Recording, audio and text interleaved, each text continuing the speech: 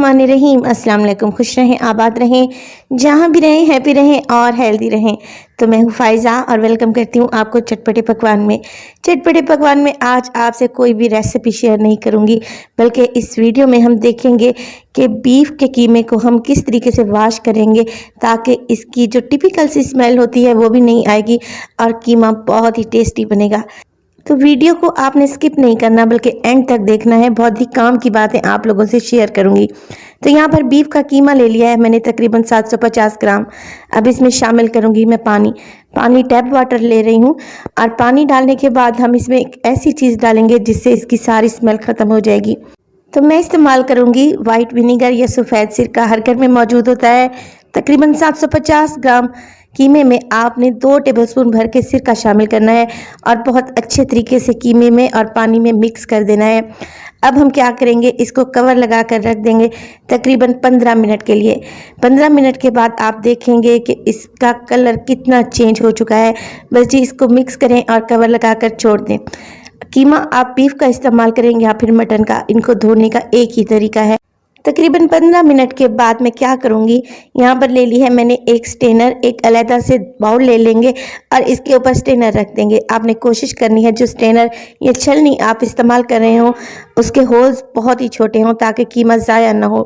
बस जी अब हमने क्या करना है, स्ट्रेनर में सारा कीमा डाल देंगे और चम्मच की मदद से हल्का हल्का सा इसको इस तरीके से मिक्स करेंगे तो सारा का सारा पानी रिमूव हो जाएगा।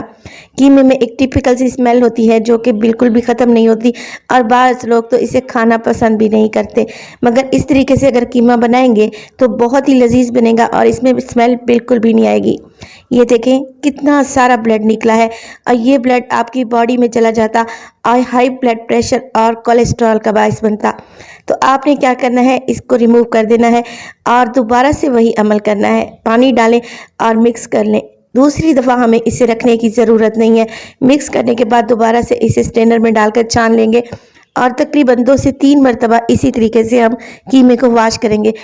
अगर आप चाहें तो नल के नीचे भी इसे अच्छे तरीके से वॉश कर सकती हैं, मगर कोशिश करें स्ट्रेनर बड़ी लें और इसके होल्स बिल्कुल बारीक होने चाहिए ताकि कीमा उछलकर बाहर नहीं निकले और कीमा ज़ाया ना हो। दूसरी दफ़ा भी आप देख रहे हैं कितना सारा ब्लड निकला है।